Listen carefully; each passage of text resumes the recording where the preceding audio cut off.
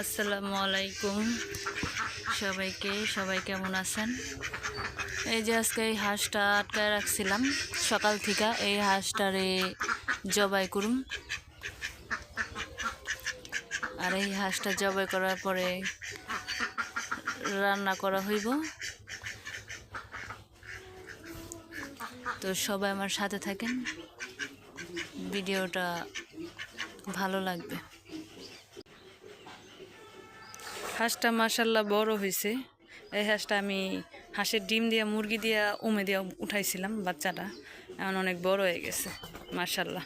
এটারই আজকে জবাই করে। হাঁসটা বাছা শেষ, গরম পানি দিয়া বাঁচতেছে একদম সাদা ফক করে বাইসা, তারপর আবার আগুনে যাওয়া দিব।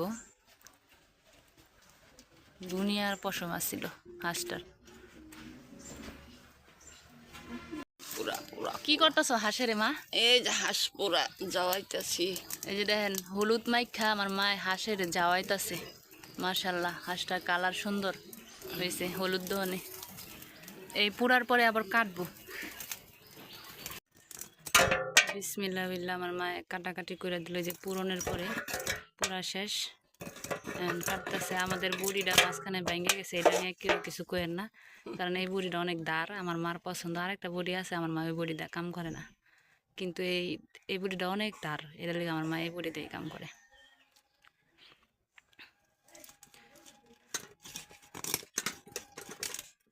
হাঁসটা মাশাল্লাহ বারো বাসা হয়েছে পরিষ্কারভাবে, আবার পুরো হয়েছে সুন্দরভাবে।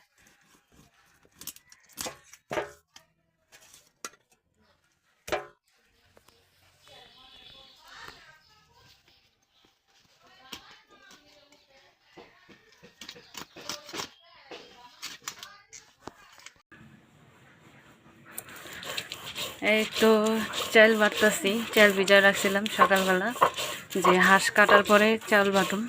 তো আমার মা ওদিকে হাঁস কাইটা পিঠা বাইসা ভালাইছে, আর আমি এদিকে চাল বাটতেছি, ছিট পিঠা বানাম।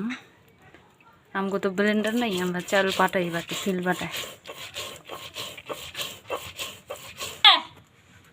চাল বাটা শেষ, চালের গুলাই যে মারে দিয়ে গেলাম, চাল বাটা শেষ। এদিকে আমার মার হাঁসের মাংস কাটা, এই যে বাছা শেষ, সুন্দর করে ধুয়ে রাখছে পানিতে। আর কড়াইতে পেঁয়াজ দিয়ে দিছে, তেলে বাঁচতেছে। মা মশলা কষাইতে থাকুক, আমি এই যে কলা গাছের ডাবগা না, কলা গাছের ডাবগা কাইটে আনতেইব। ওই যে চিকুন ডাবগা ছিট পিঠা বানাইতে হইলে কড়াইতে ওই যে তেল দিয়ে গসতে হয়, দেখামো আপনি গো, সাথে থাকেন। আর এদিকে যে আর দেন আজকে অগো দলে এখন 13 জন আছে, একজন রে জবাই করা হয়েছে। এই এখন এই যে এ কটা হাঁস আছে, তারপর মাশাল্লাহ ভালোই আছে। তো আমি কলা গাছের ডাবগা নিয়ে আহি। আপনাদের দেখাইছিলাম যে রাস্তার সামনে যে কলা গাছ আছে, তো চলেন যাই। এই যে দেখেন কলা গাছ, এই যে কাপড় শুকাতে থেকে গেছি, কাপড় এখন নিয়ে যাবো কলা গাছের ডাবগার লাগে। তো এখান থেকে একটা কলা গাছের ডাবগা নিমু, যে পাতিলায় কড়াইতে তেল দিয়ে ঘষবো, এটার লিগা যে ডাবগাটা নিলাম। তো কাপড় চোপড়ও শুকাই গেছে গা, বৃষ্টিও হালকা পাতলা বৃষ্টি সাচ্ছে, তো কাপড়ও কতটি নিয়ে যাই। শুকাই গেছে, নিয়ে পড়ছি। আর এই যে ডাবগা কাইটটা নিয়েছি। আর এদিকে আমার মা ডাবগা আনতে আনতে মশলা দিয়ে হাঁস কষা হালাইছে, মাশাল্লাহ কষাই অনেক সুন্দর। আলহামদুলিল্লাহ এই যে হাঁস বুনা করা শেষ, মাশাল্লাহ কালারটা সুন্দর হয়েছে। তরকারি রান্না শেষে যে আমার মা চুলায় কড়াই দিয়ে দিছে। এই যে দেখেন কড়ার মধ্যে কলা গাছের ডাবগা দিয়ে তেল দিতেছে। আজকে হইতেছে বিক্রমপুর মুন্সিগঞ্জের ঐতিহ্যবাহী পিঠা বানানো হচ্ছে, হাঁসের গুছ দিয়ে ছিট পিঠা। মাশাল্লাহ এই যে ছিটা পিঠা ছিটাইতেছে আমার মা। এই যে ছিট পিঠা উঠাইতেছে আমার মা।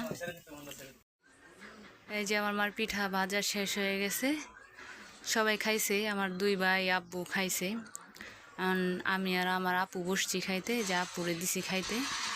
এই যে ছিট পিঠা মাশাল্লাহ সুন্দরই হয়েছে, আর হাঁসের গোস্ত। তো আজকের ভিডিওটা এ পর্যন্তই, আমরা খাওয়া দাওয়া করি। আপনারা সবাই আমার ভিডিওটা দেখবেন। দেখার পর কমেন্ট করবেন, লাইক দিবেন আর শেয়ার দিয়ে দিবেন। আর যারা আমার ভিডিওটা রেগুলার দেখেন, সাবস্ক্রাইব এখনও দেন নাই, তারা কষ্ট করে সাবস্ক্রাইবটা দিয়ে দিবেন। আল্লাহ হাফেজ।